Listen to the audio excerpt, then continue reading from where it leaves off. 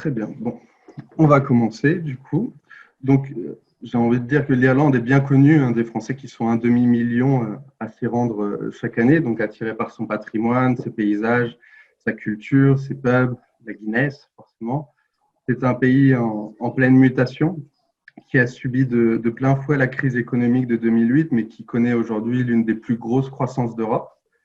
C'est un pays au pouvoir d'achat élevé, qui est en constante croissance démographique, francophile et pleine d'opportunités donc pour les entreprises et notamment les entreprises françaises.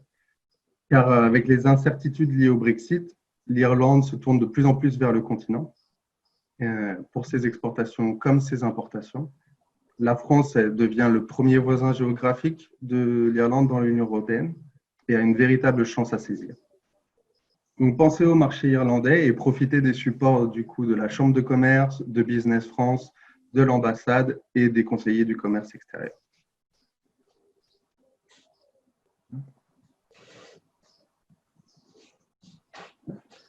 Alors, pourquoi l'Irlande? Donc, l'Irlande, c'est un pays de 4,8 millions d'habitants, avec un tiers de la population qui a moins de 25 ans, fait partie de l'une des main-d'œuvre les plus qualifiées d'Europe. Dublin qui représente à peu près 50% du PIB, un tiers de la population est concentrée à Dublin. Donc, comme j'ai dit, c'est l'économie la plus forte croissance de la zone euro, l'un des meilleurs pays pour faire du business, un taux de chômage inférieur à 5%, donc avant bien sûr la crise du Covid qui a un petit peu changé la donne pour tous les pays européens. Et puis, donc, cette issue de Brexit, donc, le Royaume-Uni est le principal fournisseur de l'Irlande avec 25% de part de marché. Et les États-Unis est le premier client avec 27% des exportations en Irlande. L'Irlande qui a déjà rejoint récemment le Conseil de sécurité des Nations Unies, donc qui est très important pour la suite des relations politico-économiques irlandaises.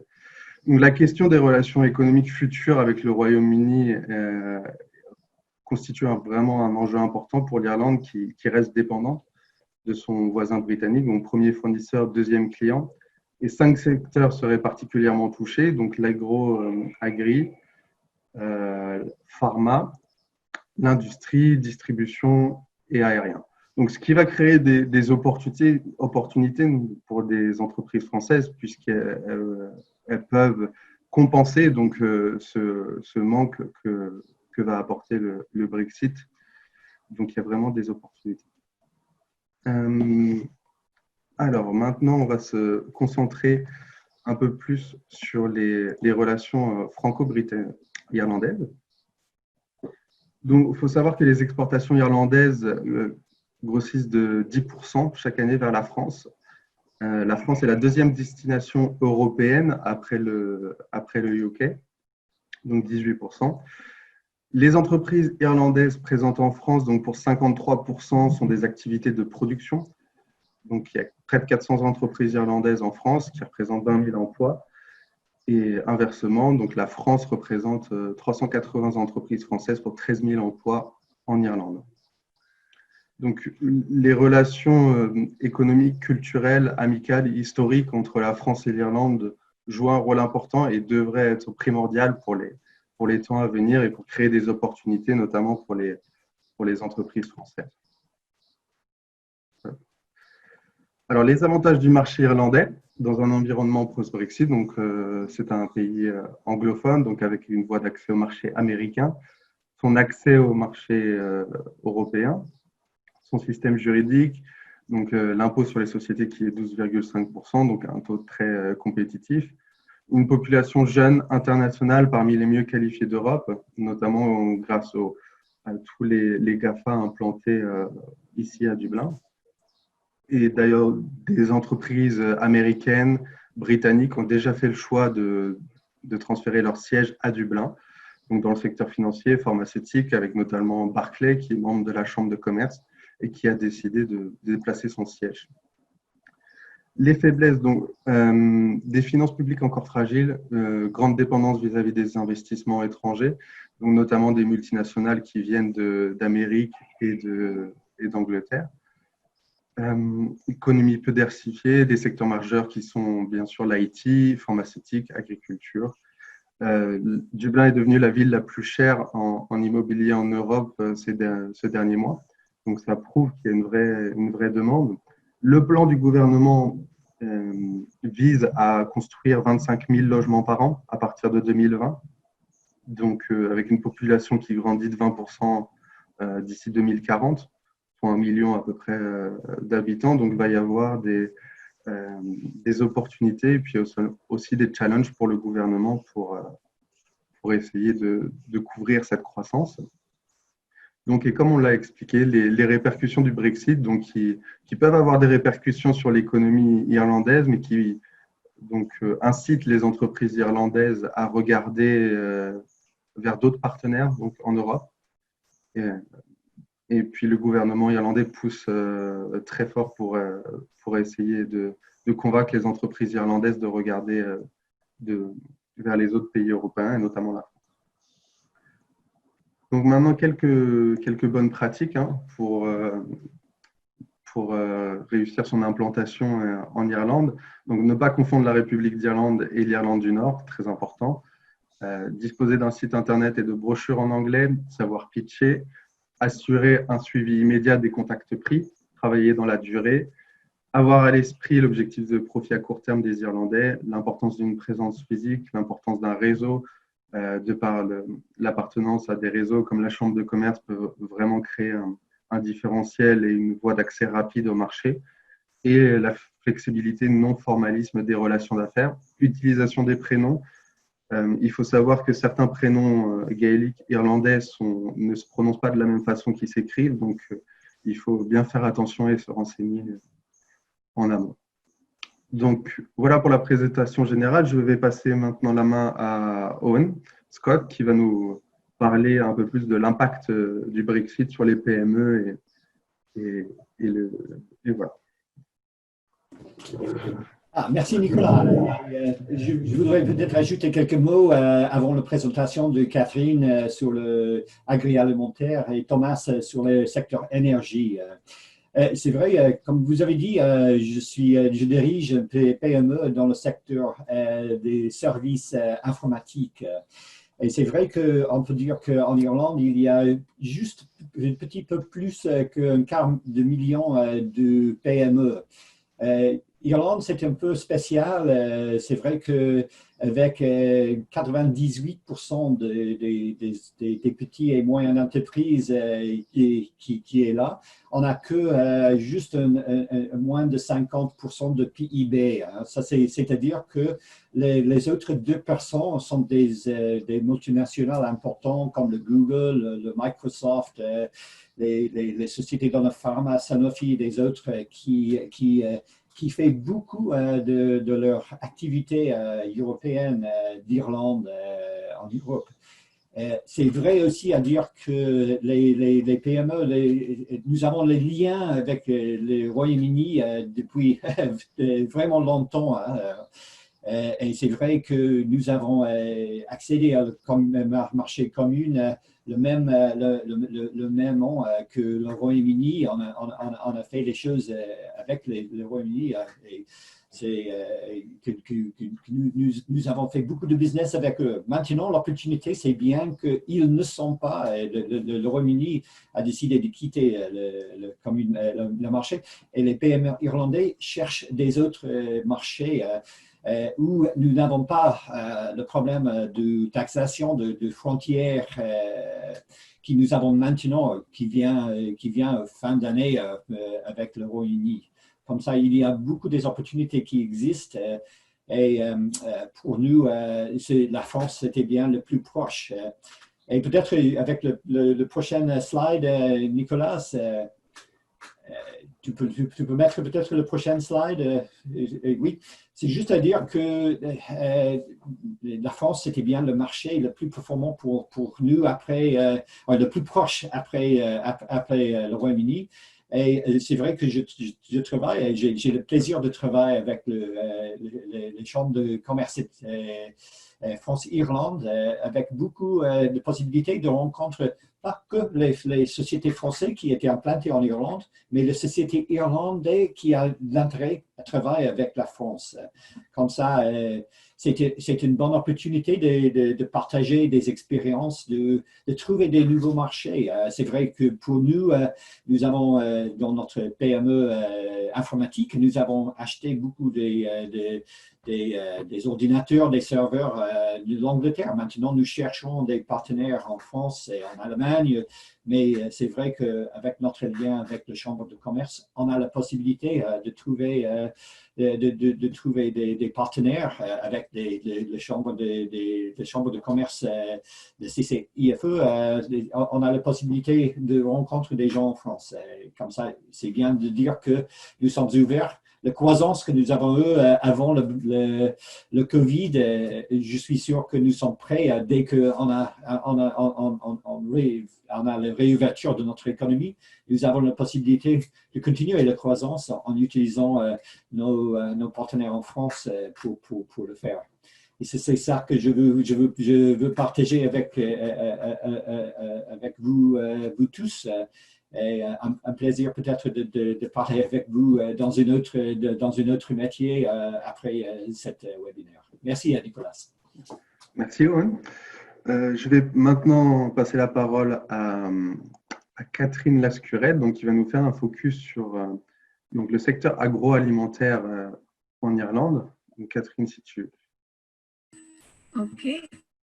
Alors, j'essaie de partager mon écran. Une petite seconde. Voilà. Oups. Ah. Excusez-moi, je vais y arriver. D'accord. Alors, je me présente rapidement. Catherine Lascurette, je suis à la tête du secteur laitier pour l'Irish Farmers Association, qui est l'équivalent en Irlande de la FNSEA, pour ceux d'entre vous qui connaissent un petit peu le secteur. Alors, je me propose de vous faire une présentation très rapide des statistiques du secteur agroalimentaire irlandais, avec un focus particulier sur l'agro, puisque c'est ce qui est plus cher à mon cœur et c'est aussi ce que je connais le mieux. Alors, l'Irlande, pour vous donner des idées très génériques, c'est 4,8 millions d'habitants, la République d'Irlande, comme l'a dit Nicolas, ne pas confondre. Le secteur agroalimentaire emploie à peu près 8% de la population active et représente approximativement 10% des exportations nationales. Mais du point de vue de la production industrielle, et j'y reviendrai parce que ça a des influences sur la performance climatique, le secteur agroalimentaire, c'est 21% de la production industrielle nationale. Notre vocation est totalement à l'exportation et c'est historique, ça n'est pas d'hier ni d'avant-hier.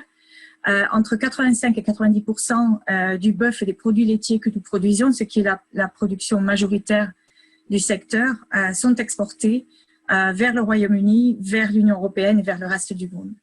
Les exportations, ça a une valeur de 13 milliards d'euros, donc c'est une contribution très importante à la balance des paiements du secteur, enfin de l'économie irlandaise. Et ces exportations ont augmenté de 67% depuis 2010. Largement du fait de l'expansion du secteur laitier. Alors, quelques faits de base pour comprendre un petit peu mieux comment on fonctionne dans le secteur irlandais. Notre secteur, c'est un secteur pastoral et pour de bonnes raisons. Nous avons un climat qui est humide et tempéré et dans lequel on peut faire pousser des quantités impressionnantes d'herbes. Donc, c'est sur la base de l'herbe que notre économie agro est basée. Nous avons 137 000 agriculteurs. Parmi ceux-là, nous avons 18 000 agriculteurs laitiers et à peu près 120 000 agriculteurs qui rapportent avoir des bovins viandes ou des ovins. En total, on a plus de bétail que d'êtres humains en Irlande. On a 6,9 millions de bétail, dont 1,5 million de vaches laitières et un peu moins d'1 million de vaches allaitantes. 5,1 millions d'ovins et 1,6 million de porcs. La taille moyenne, c'est de l'ordre de 43 hectares, 58 hectares pour les exploitations laitières. Donc, ce sont des exploitations à taille humaine, si on peut dire ça comme ça. Et pour vous nous donner une idée de l'importance de l'herbe, 80% de la surface agricole irlandaise, c'est de la pâture. Nous n'avons que très peu de cultures, que ce soit céréales, fruits et légumes, etc. Le bétail en Irlande, du fait de notre climat très modéré, pâture de février à novembre et est généralement nourri en majorité d'ensilage en hiver. Donc, nous avons une capacité de dire que nos produits de viande et nos produits laitiers sont produits à l'herbe. Les exploitations sont familiales et en général emploient relativement peu. Nous avons à peu près 1,9 unités d'emploi par exploitation et c'est essentiellement dans la famille. Ceci dit, du fait de l'expansion du secteur laitier, c'est une situation qui évolue un petit peu. On a de plus en plus d'emplois sur le secteur laitier en particulier. Un peu comme partout dans le monde, l'équilibre des âges est mauvais. Nous avons trop peu de jeunes et trop d'anciens et trop peu de jeunes. Et comme partout dans le monde également, nous avons relativement peu de femmes à la tête de leur exploitation. Alors, bovin, viande et lait, c'est 70% de la valeur à la production et à peu près 66% à l'exportation. Ce sont les deux secteurs les plus importants d'Irlande. Pour vous donner une petite idée de la rentabilité des secteurs, vous allez, si vous prenez le temps de voir ces chiffres, vous allez voir que le secteur laitier est vraiment à l'avant de tous les autres secteurs. En 2018, qui n'a pas été une année particulièrement, les coûts de production ont augmenté du fait de la sécheresse, oui, la sécheresse en Irlande. Croyez-le si vous voulez, on en a eu une en 2018 et on en a eu une mini-sécheresse là jusqu'à présent. Donc, le secteur laitier a généré par exploitation, c'est pas par unité de main-d'œuvre, mais par exploitation, 61 000 euros, ce qui était une grosse baisse sur l'année précédente du fait des coûts, principalement, pas tellement du fait des prix. Et si vous voyez les secteurs de bétail, donc ce qu'on appelle cattle rearing, c'est-à-dire les vaches allaitantes, ou cattle other, c'est-à-dire les engraisseurs, les revenus, c'est une fraction de ce que génère le secteur laitier. Il y a aussi une analyse intéressante qui est faite par l'espèce d'INRA irlandaise, Teagasc, qui suggère que quand on regarde un petit peu les différences entre viabilité, durabilité et vulnérabilité, c'est une catégorisation. Je ne vais pas aller dans les détails, si ça intéresse les gens, je peux en parler après. C'est le secteur laitier qui domine du point de vue de la viabilité. Donc, le secteur laitier a l'avantage à l'exploitation, au niveau de l'exploitation, d'être rentable. Quelques autres chiffres également, encore que le secteur laitier soit rentable, une des réalités de l'agriculture dans l'Union européenne en général et en Irlande, nous ne sommes pas une exception, c'est que les paiements directs qui font partie de la politique agricole commune, dont on parle de temps en temps avec comme si c'était des paiements pour rien, simplement parce qu'on est un agriculteur, forment une part extrêmement importante des revenus en général des agriculteurs et assure, si vous voulez, dans certains cas, que les manquements du marché commercial qui ne rembourse pas, qui ne rémunère pas la réalité des coûts de production sont en quelque sorte atténués par ces paiements-là. Et la meilleure des preuves que je peux vous donner, c'est sur la table de gauche ici, si vous voyez les vaches allaitantes, les éleveurs de vaches allaitantes, 158% de leurs revenus vient du paiement direct. Ce que ça vous dit, c'est simplement qu'ils produisent bien au-dessous des coûts de production. Pour le secteur laitier, pas de surprise, du fait des chiffres que je viens de vous montrer, ça n'est qu'à peu près un tiers. Mais enfin, ceci dit, un tiers du revenu, c'est quand même assez important. Du point de vue de l'endettement, à nouveau, l'endettement est relativement modeste sur les exploitations, avec le secteur laitier qui est dont 60% des exploitations donc ont de l'endettement et une dette moyenne par exploitation juste en dessous de 120 000 euros, ce qui est relativement modeste Et donc, c'est un secteur qui a quand même du répondant de ce point de vue-là. Sur les autres secteurs, ben, écoutez, je crois qu'il n'y a pas de surprise. Ça reflète, si vous voulez, leur profitabilité.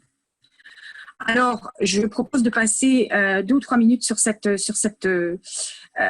slide parce que les enjeux et les défis principaux sont communs, je crois, à beaucoup d'agricultures autour de l'Europe.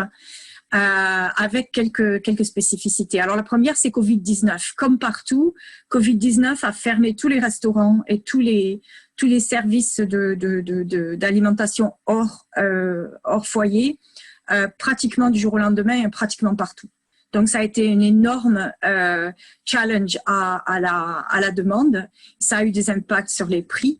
En dépit du fait qu'en Irlande, notre marché domestique ne compte pas pour grand-chose dans l'économie de l'agroalimentaire, mais ceci dit, il compte ailleurs. Et en fin de compte, c'est toujours le consommateur qui consomme l'alimentation. Donc, on a vu la même évolution qu'ailleurs. On a vu d'énormes augmentations de ventes détail, mais pas compensé, enfin, qui n'ont pas compensé, si vous voulez, la baisse ce qu'on appelle des ventes à travers le food service, c'est-à-dire les restaurants, etc. Le Brexit, ça fait presque 4 ans qu'on nage dedans tous les jours. Le Covid-19, ça a été presque une distraction, mais pas tout à fait parce que malheureusement, la façon dont les choses évoluent à l'heure actuelle, les négociations à Bruxelles entre le gouvernement britannique et Bruxelles ne progressent pas du tout. Nous arrivons là à la fin juin à la limite à partir de laquelle le gouvernement britannique ne pourra plus rechercher d'extension pour la période de transition. La période de transition, elle finit au 31 décembre 2020 et donc on va se trouver à un cliff edge au bord de la falaise au 1er janvier. Et pour vous donner une idée, en dépit du fait qu'on a fait beaucoup d'efforts de diversification des marchés, des produits pour s'orienter plus loin du Royaume-Uni, comme on en a parlé tout à l'heure, on est quand même dans une situation où un tiers ou à peu près des exportations agroalimentaires continuent à aller au Royaume-Uni. Et donc, c'est un marché qui est extrêmement important pour nous. Qui plus est, l'île de l'Irlande, la République d'Irlande au sud et les 6 comtés de Northern Ireland au nord, est complètement intégrée du point de vue agricole. Donc, nous avons, par exemple, si je me concerne sur le lait, nous avons des transformateurs qui sont tous des coopératives d'ailleurs, qui ont des membres et qui collectent du lait de chaque côté, d'un côté et de l'autre de la frontière, et qui transforment de chaque côté. Et par conséquent, la présence d'une juridiction séparée qui va se retrouver à l'extérieur de l'Union européenne, en dépit de certains accords qui ont été faits pour, en quelque sorte, mitiger les conséquences, ça n'est pas encore tout à fait clair et c'est très problématique. Et ça crée, du point de vue des transactions au sein de l'Union européenne, c'est pas un problème énorme, mais pour ce qui est des free trade agreements, des accords commerciaux, la provenance est toujours très importante. Donc, est-ce qu'il va falloir faire une ségrégation du lait du Nord contre le lait du Sud? C'est un peu l'anathème dans le secteur irlandais du fait de son histoire et du fait de son intégration courante. Comme partout dans le monde, le changement climatique, l'environnement, la biodiversité, ce sont des défis pour le secteur agricole, particulièrement en Irlande où nous ne sommes pas un pays industriel et du coup, le secteur agricole, c'est 33% des émissions de gaz de serre. Et donc, en dépit du fait que le secteur agricole est effectivement très efficace du point de vue de sa performance environnementale, malheureusement, il se trouve dans une situation où on n'a pas de grosses usines, on n'a pas d'autre façon, si vous voulez, d'arriver à nos buts, à nos targets de réduction d'émissions. Et donc, le secteur agricole est souvent dans les lignes de mire que ce soit pour la politique nationale ou internationale d'ailleurs. À nouveau, je ne vais pas m'étendre parce que je suis consciente du temps que je prends. Les accords de commerce, c'est aussi un sujet de problématique pour nous, dans la mesure où, par exemple, il y a un accord de commerce avec le Mercosur, les 3 pays d'Amérique latine, qui donne des accès, particulièrement pour la viande de bœuf, à l'Union européenne, sans nécessairement avoir une cohérence dans ce qu'on demande aux importateurs pour ce qui est de leur performance climat. Alors que les agriculteurs européens et irlandais en particulier se voient imposer tout un tas de limites qui sont d'accord à intégrer, mais qu'il faudrait, si vous voulez, un even playing field, une égalité, une cohérence dans les mesures. La durabilité économique, comme j'en ai parlé tout à l'heure, c'est problématique pour certains secteurs, moins. La réforme PAC, c'est en plein développement à l'heure actuelle, avec une énorme focus sur le changement climatique, sur l'environnement, sur la biodiversité, et en plus avec une couche supplémentaire de la nouvelle commission avec son Green Deal et ses stratégies de farm to fork. Alors je ne sais pas comment c'est traduit en français, c'est de l'étable à la table probablement.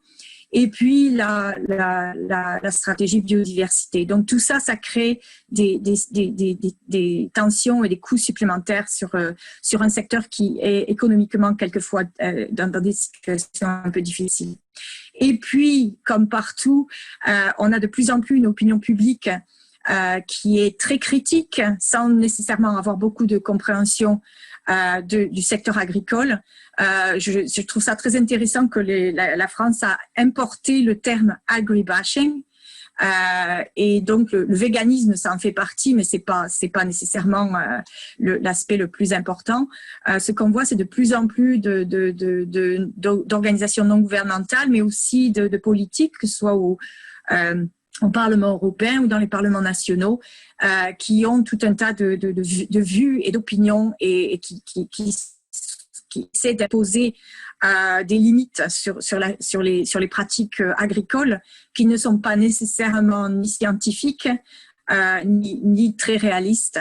Et c'est un sujet qui est vraiment problématique. On se demande à l'heure actuelle si la réaction de Covid-19 qui a créé une demande particulière pour l'alimentaire et qui a peut-être un petit peu plus de respect pour l'importance et l'aspect essentiel d'avoir une chaîne alimentaire qui fonctionne et qui fonctionne correctement. Alors, on vit dans l'espoir, mais c'est vraiment un problème à l'heure actuelle.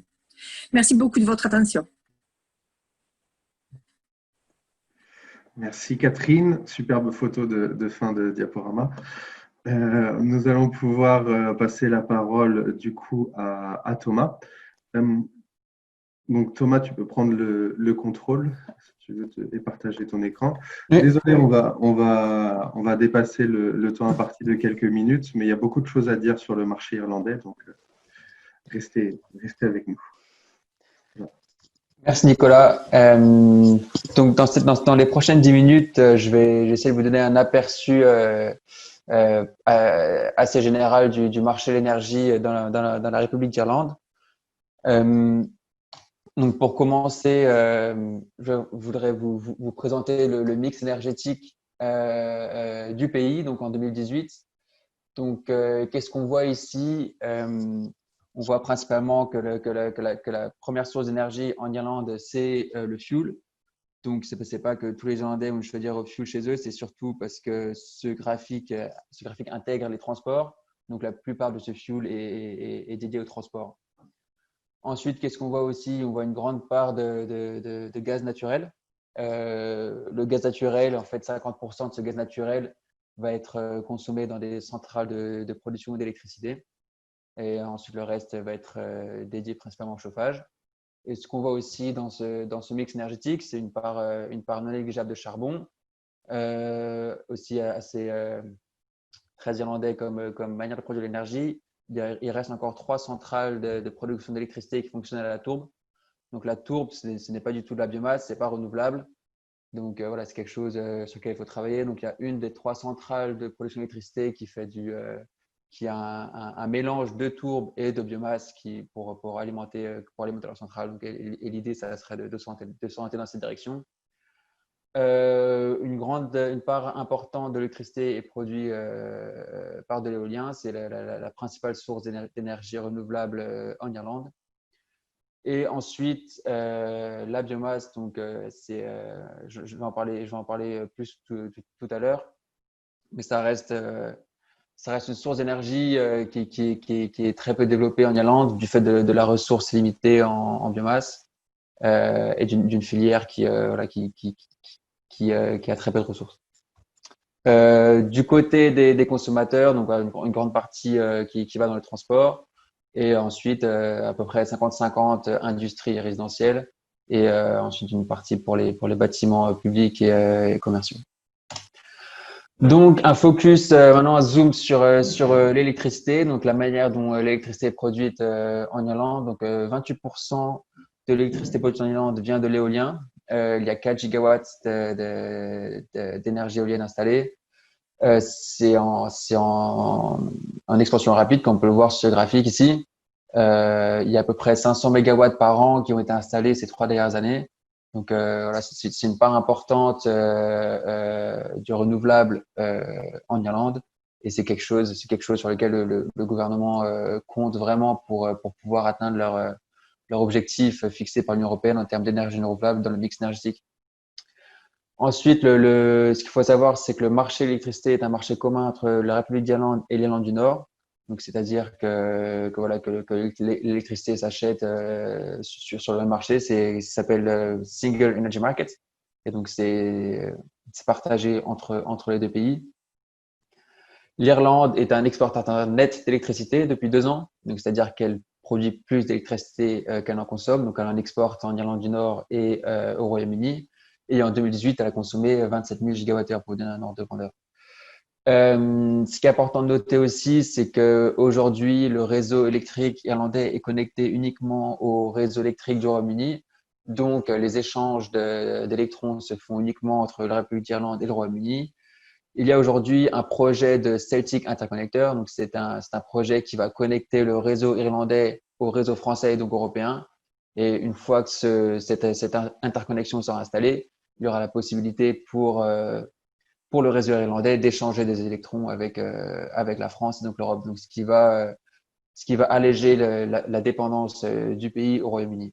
Donc, ce projet, c'est un projet à 1 milliard d'euros. Il y a eu un financement sécurisé à hauteur de 500 millions. Voilà, mais le projet n'est pas sorti de terre pour le moment. Maintenant, du côté gaz naturel, donc le gaz naturel, c'est un marché commun avec le Royaume-Uni. Donc, il est basé sur le marché NBP. Pour ceux qui connaissent, en France, on appelle ce marché le PEG. Ici, au Royaume-Uni, en Irlande, c'est le NBP. Ce qu'on peut voir sur ce réseau de gaz, encore une fois, c'est une grande dépendance par rapport au Royaume-Uni, avec une majorité de la consommation de gaz en Irlande qui vient du point d'injection Moffat en Écosse. On peut dire on pourrait croire qu'il y a un risque en termes de fourniture de gaz pour le pays, mais il faut savoir qu'à ce point d'injection de gaz, ce point dessert aussi l'Irlande du Nord, qui fait partie du Royaume-Uni, et l'île de Man, qui fait également partie du Royaume-Uni. Donc, c'est simplement pour dire que les vannes doivent rester ouvertes pour au moins ces 2 territoires. Donc, voilà, que la fourniture en gaz de la République d'Irlande est sécurisée, même si voilà, la dépendance au Royaume-Uni est quand même importante. La capacité de l'interconnexion a été doublée récemment, et aujourd'hui, ils travaillent sur une nouvelle infrastructure pour avoir la possibilité d'importer et d'exporter du gaz. Aujourd'hui, on peut seulement importer. Il y a également 2 points de production de gaz naturel en Irlande. Et cette production est en augmentation depuis ces 2 dernières années. En termes de biogaz, donc il y a une volonté de verdir le réseau de gaz naturel en Irlande. Il y a eu une première connexion en biogaz en 2019. Donc, c'est la première injection et c'est la seule pour le moment. Il n'y a pas encore de garantie de prix de rachat ou de subventions qui peuvent rendre ces projets plus intéressants pour les fonds d'investissement. Voilà, c'est quelque chose sur lequel on peut espérer qu'il va y avoir du progrès dans les prochaines années.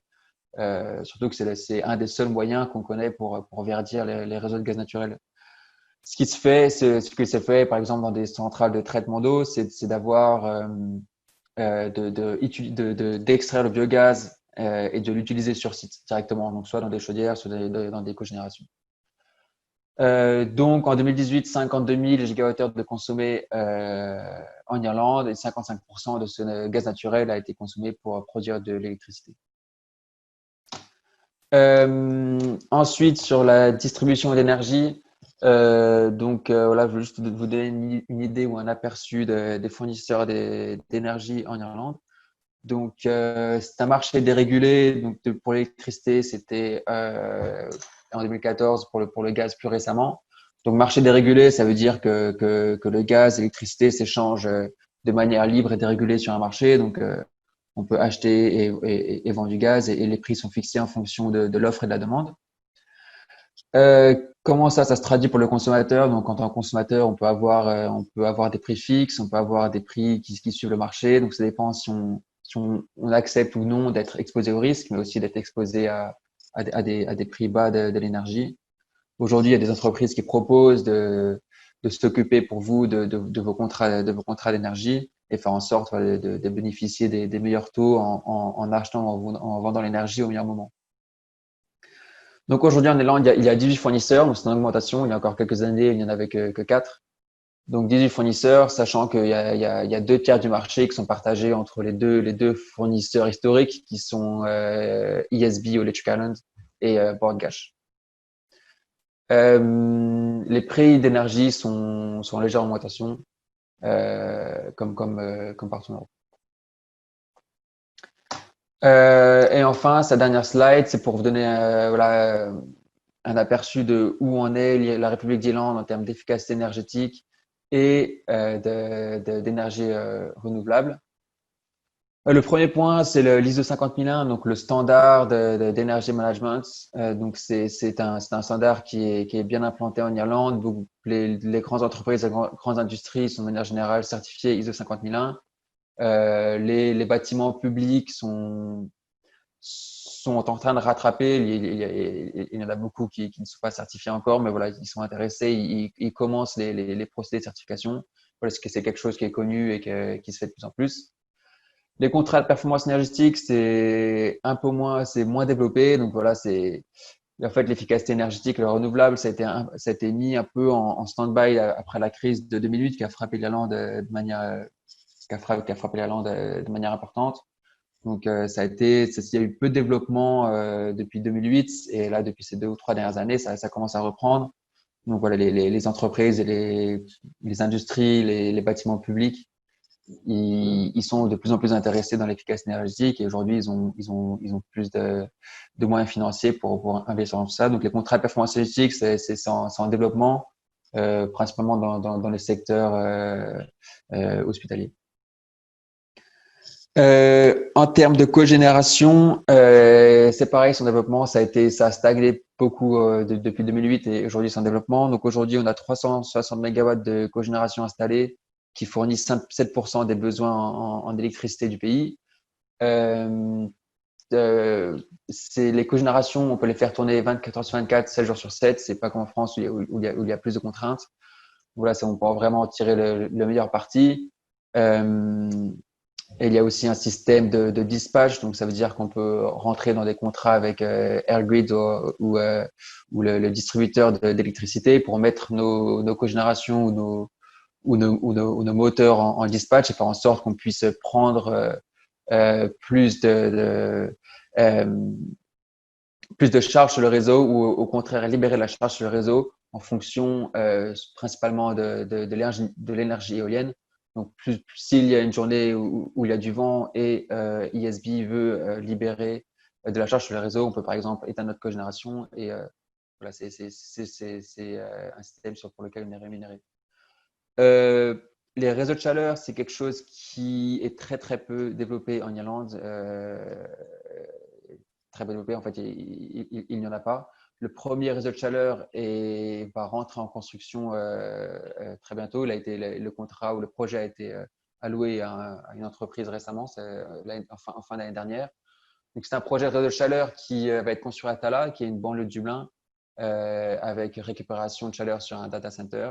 Donc, voilà, c'est un peu un projet pilote qui va être fait dans le pays et qui va ensuite, on espère, amener beaucoup plus de réseaux de chaleur en République d'Irlande.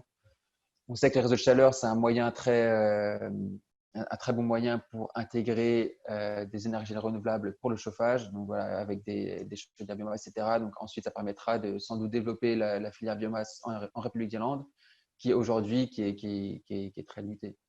Donc voilà, réseau de chaleur. Il y a un second projet de réseau de chaleur à Dublin avec récupération sur une centrale de traitement de déchets, donc une centrale de traitement de déchets qui est située à Dublin, où pour l'instant la chaleur n'est pas récupérée. Mais l'idée, ça serait de récupérer cette chaleur et de l'envoyer dans un des quartiers à Dublin. Donc voilà, réseau de chaleur, c'est très bien développé, mais il y a beaucoup de perspectives de développement. Ensuite, en termes d'énergie renouvelable, donc la cible 2020, c'était 16% de la totalité de la consommation énergétique devait être renouvelable. On était à 11% en 2018. On est en retard par rapport à la moyenne européenne. Donc voilà, c'est quelque chose sur lequel le gouvernement travaille et particulièrement ces organisations ici. Donc je vais surtout vous parler de SCAI, qui est l'équivalent de l'ADEME. Donc SCAI, c'est eux qui vont organiser les subventions pour les projets d'efficacité énergétique ou d'installation d'énergie renouvelable. C'est l'organisme qui va faire les rapports annuels de consommation d'énergie, etc. Donc, si vous voulez plus d'informations, vous avez vraiment à aller sur le site internet. Il y a énormément d'informations. Vous y trouvez vraiment tous les détails dont vous avez besoin si jamais vous voulez avoir plus de détails sur le secteur de l'énergie en Irlande. Un autre organisme à connaître, c'est le CRU, c'est l'équivalent de la CRU en France. Donc, c'est la CRU, eux, ils vont gérer tous les distributeurs d'énergie. C'est eux qui vont donner les licences pour autoriser les distributeurs d'énergie à intégrer le marché. Gas Network Ireland, c'est le gestionnaire du réseau de distribution de gaz naturel. ESB Network, qui est le gestionnaire du réseau électrique en distribution. Airgrid, gestionnaire du réseau électrique transmission, donc c'est l'équivalent de RTE. Et enfin, le ministère de l'écologie. Donc voilà, toutes ces organisations, si vous voulez en savoir plus sur le marché de l'énergie, je vous invite à aller voir leur site internet. Il y a énormément d'informations là-bas. Voilà, je vous remercie de votre attention. Merci Thomas. Donc, bon, voilà, une vue d'ensemble du marché irlandais. Je vais vous inviter maintenant à réactiver vos microphones et poser vos questions si vous avez des questions à poser à l'auditoire. Je vais peut-être commencer par la première question qui est un sujet d'actualité. Donc, la formation d'un nouveau gouvernement en Irlande. Donc, je vais peut-être demander le point de vue à un Irlandais qui est Owen sur la formation du nouveau gouvernement en cours. Bonjour Nicolas, merci pour cette question. C'est intéressant pour les Irlandais à ce moment. Nous sommes à ce moment, je crois, à 5 mois après les sélections qui a été faites. Et malheureusement, c'est un peu comme l'Italie, peut-être que nous n'avons pas encore notre gouvernement établi. Mais c'est très intéressant qu'il y a deux partis majeurs en Irlande. Ils sont on peut peut-être dire c'est le centre droit qui sont à peu près, ils ne sont pas très différents dans leur perspective, Fine Gael et Fianna Fáil. qui cherche, qui a presque la moitié des votes possibles, mais il manque une dizaine des votes pour avoir une majorité. Et à ce moment, ils sont dans les discussions très développées avec les Verts en Irlande. À ce moment, il y a un programme national pour le gouvernement proposé par les trois, signé par les négociateurs des trois partis. Et il y a une possibilité forte que le vendredi ou le samedi, on a une gouvernante avec une perspective assez verte, qui est intéressant pour nous et aussi peut-être intéressant après le discours de Thomas, que dans ce programme de gouvernement, il y a une forte pression sur le sujet d'énergie renouvelable et des choses qui mettent un peu de vert dans le politique irlandais. Si ça ne passe pas, parce que les trois partis doivent faire, il y a un vote des membres de toutes les trois partis qui est en course à ce moment. Si c'est pas fait, il est difficile à dire quoi faire, mais pour le moment, le gouvernement d'Irlande, ça continue sous l'ancien gouvernement qui était en place avant la sélection. Et ça marchait bien. Heureusement qu'il y a quelque chose dans le Covid qui a marché, qui a pris des décisions, mais je crois que quand il change, peut-être dans les prochains jours, ça ne change pas les possibilités pour les sociétés françaises de gagner un impact dans le marché Irlande, parce que malgré Covid et malgré le changement du gouvernement, on a Brexit qui arrive prochainement et c'est vrai que le marché Irlande, il cherche des partenaires en Europe. Merci, Owen. D'autres questions? Vous dites-toi? Nicolas, je voulais ajouter quelque chose sur le gouvernement en Irlande parce que nous allons faire un webinaire le 8 juillet avec Neil Richmond, TD ici en Irlande, et on va présenter le programme pour ce gouvernement. Donc, seulement pour dire que cet webinaire, les gens ici ils peuvent être aussi invités si on s'intéresse pour ce point. Tout à fait. Merci, Cliona. Cliona, qui est la directrice de la Chambre de commerce franco-irlandaise. Voilà. Merci. D'autres questions?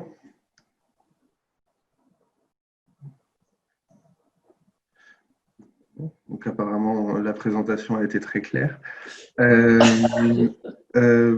Peut-être une question concernant, on a parlé du nouveau gouvernement, de l'arrangement et de la coalition avec le parti des Verts. Donc, peut-être une question pour Thomas. Pourquoi l'Irlande est-elle en retard du coup sur le développement des énergies renouvelables? Merci Nicolas. Oui, alors c'est une bonne question et la principale raison, c'était vraiment la crise de 2008 qui a été très dure pour le pays, et pendant plusieurs années l'accent n'était pas sur l'efficacité énergétique ou le renouvelable, c'était plus sur redémarrer l'économie et faire en sorte d'avoir de sécuriser les finances publiques et l'efficacité énergétique et le renouvelable, malheureusement, ça dépend encore beaucoup d'un système de subvention, etc., pour avoir des garanties de prix de rachat, pour faire en sorte que les temps de retour soient plus courts que son investissement, et avec des prix d'énergie qui restent de manière générale assez bas. Voilà, les temps de retour ne sont pas forcément suffisamment intéressants pour les entreprises pour investir. Donc voilà, ces subventions ont été un peu courtes ces dernières années. Donc voilà, ça commence c'est bien reparti aujourd'hui, et on espère que ça va continuer, et avec le fait qu'aujourd'hui on soit toujours en dessous des cibles fixées par l'Union européenne, l'Irlande peut être exposée à des amendes. Donc voilà, on espère que tout ça va un peu débloquer des possibilités pour des projets d'efficacité énergétique et des projets par exemple d'injection de gaz ou de panneaux solaires, etc. Ok. Merci Thomas pour cet éclaircissement. Catherine, peut-être une question. Quelles pourraient être les bonnes pratiques pour faire du business avec des producteurs irlandais du coup, quelles sont les bonnes pratiques? Ouais, les bonnes pratiques, je crois que tu les as assez bien résumées, c'est-à-dire l'importance d'avoir le contact, de suivre les pistes dès le départ, l'informalité des relations, c'est particulièrement vrai dans le secteur agricole. Mais je crois que du fait de la pression accrue, à la fois en provenance de l'Union européenne, du fait de la nouvelle PAC, du nouveau Green Deal, mais aussi du fait des discussions du gouvernement qui a de fortes chances d'inclure le Parti des Verts, je crois qu'il y a vraiment des opportunités pour tout ce qui est le soutien, si vous voulez, des pratiques, de mitigation des effets de serre, enfin des émissions de gaz de serre, mais aussi pour la biodiversité, etc. Donc, je crois que c'est l'aspect le plus important dans les mois et les années à venir. Et je pense que des entreprises françaises qui ont des choses innovatives et pointues dans ce secteur-là trouveraient vraisemblablement un secteur agroalimentaire porteur et preneur. Donc, je pense s'intéresser sur ce point, ça vaudrait la peine pour les entreprises dans ce secteur-là. Okay, merci Catherine. Bon, écoutez, s'il n'y a pas d'autres questions, je vous propose de terminer. Je veux ajouter donc que nous restons entièrement à disposition si vous avez des questions supplémentaires. Donc, il y a différents organismes qui peuvent vous permettre de répondre à vos questions pour l'accès au marché irlandais. Donc, la Chambre de commerce franco-irlandaise, représentée par Cliona, moi-même et Léa. Il y a Business France qui aujourd'hui est représentée par Christine Deniel, que j'ai vu, Vimla Hunt aussi, l'ambassade de France en Irlande et les conseillers commerce extérieurs, donc, qui sont représentés par Catherine et Owen. J'espère que ce webinaire vous a plu, qu'il a pu répondre à vos questions que vous vous posez sur le marché irlandais. Et puis, je vous souhaite une très bonne journée. Merci à tous. Merci à tous. Merci. Au revoir à tous. Au revoir tout le monde. Bonne journée.